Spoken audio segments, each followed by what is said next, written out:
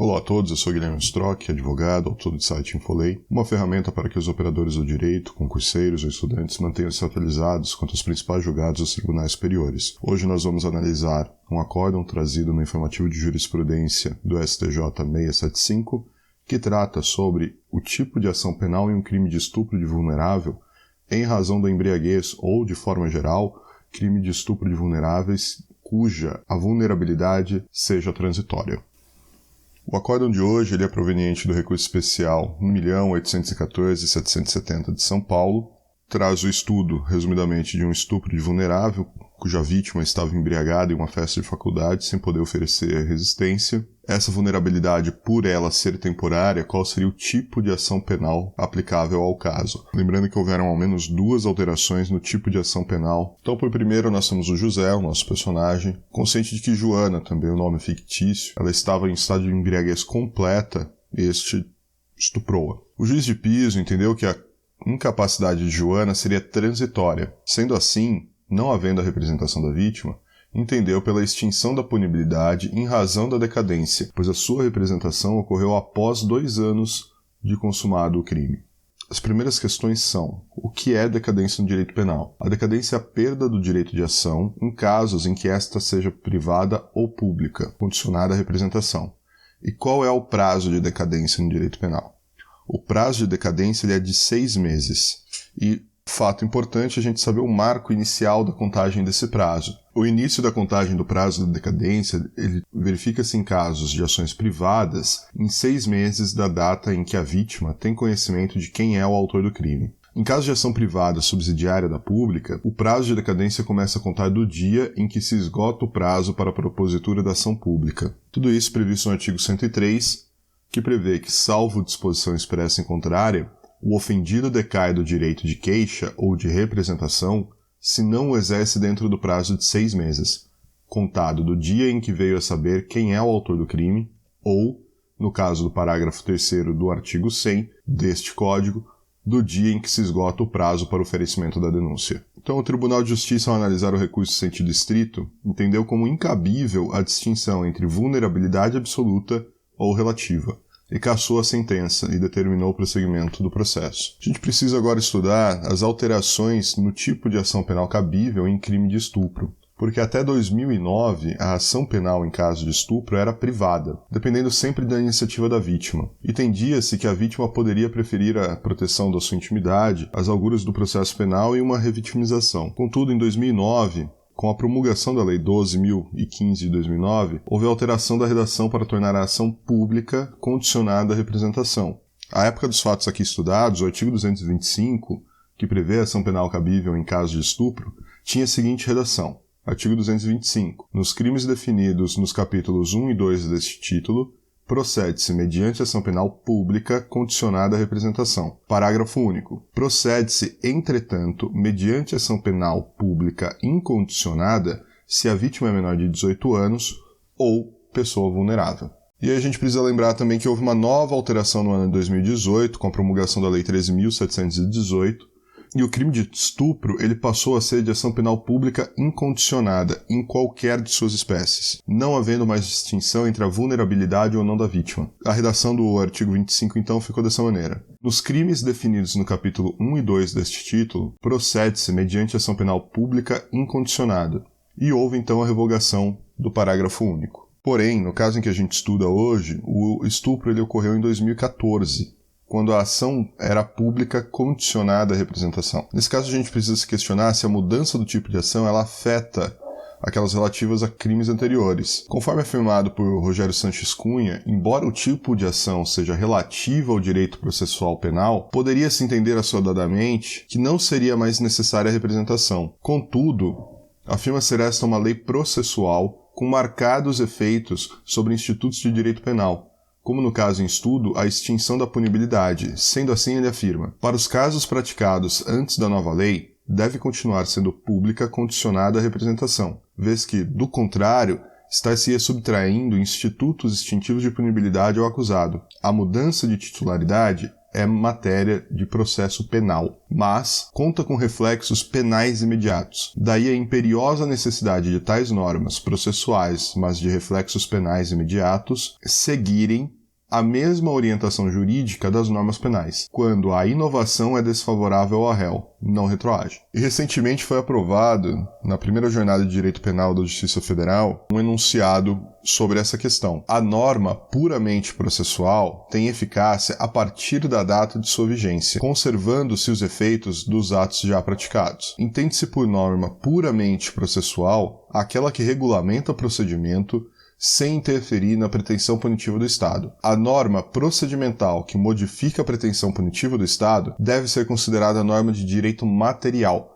que pode retroagir se for mais benéfica ao acusado. Entrando então agora no cerne desse julgado, a gente tem a distinção entre vulnerabilidade transitória e permanente. O relator ele pontua a divergência no entendimento entre as turmas do STJ. A quinta turma do STJ adota entendimento igual àquele que o Tribunal de Justiça de São Paulo adotou, de ser irrelevante tal distinção, e destaca de outros julgados da quinta turma. Em caso de vulnerabilidade da ofendida, a ação penal é pública incondicionada, nos moldes do parágrafo único do artigo 225 do Código Penal. Constata-se que o referido artigo não fez qualquer distinção entre a vulnerabilidade temporária ou permanente, haja vista que a condição de vulnerável é aferível no momento do cometimento do crime, ocasião em que há a prática dos atos executórios com vistas à consumação do delito. Ao passo que na sexta turma o entendimento é no sentido de que a vulnerabilidade temporária não torna o crime de estupro cometido de ação penal pública incondicionada. A própria doutrina reconhece a existência de certa confusão na previsão contida no artigo 225 caput e parágrafo único do Código Penal,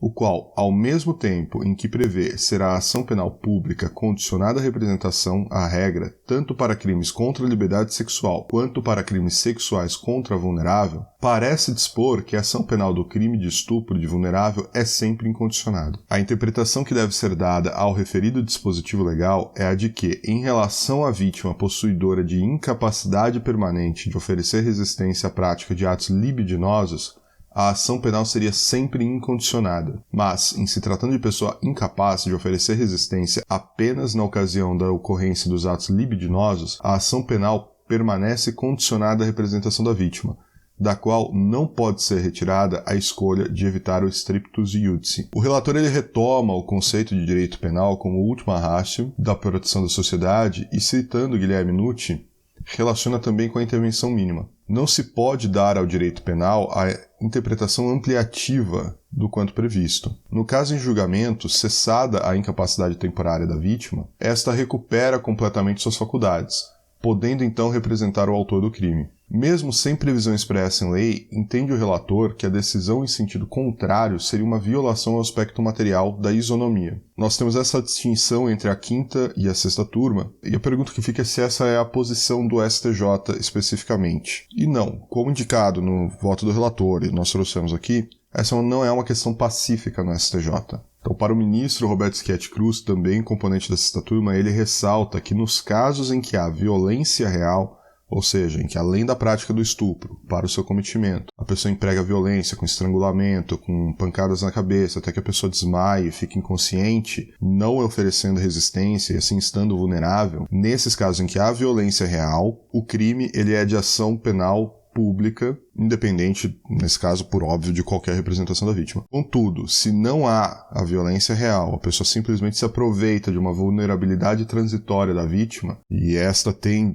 sanada a condição que lhe torna vulnerável, ela recupera suas capacidades, nesse caso, a ação penal pública é condicionada à representação. E a ementa do julgado, então, ficou como, na espécie, não há como conhecer do apelo nobre com base na linha C, porquanto aventada, divergência jurisprudencial não foi demonstrada nos termos exigidos pela legislação processual de regência. Isso porque as teses jurídicas manifestadas no acórdão recorrido e no paradigma são divergentes, sendo certo que a solução adotada por eles é diversa em virtude da dessemelhança entre os suportes fáticos de cada um. Entretanto, subsiste a interposição de recurso pela linha A do permissivo constitucional, tendo em vista o adequado apontamento da violação do artigo 225, parágrafo único do Código Penal. A vulnerabilidade como condição excepcional, que é geradora de situação desfavorável aos réus, tem de ser interpretada de forma restrita, em observância aos princípios da intervenção mínima do direito penal, da ofensividade, do contraditório e da presunção de inocência. Nos casos de vulnerabilidade temporária,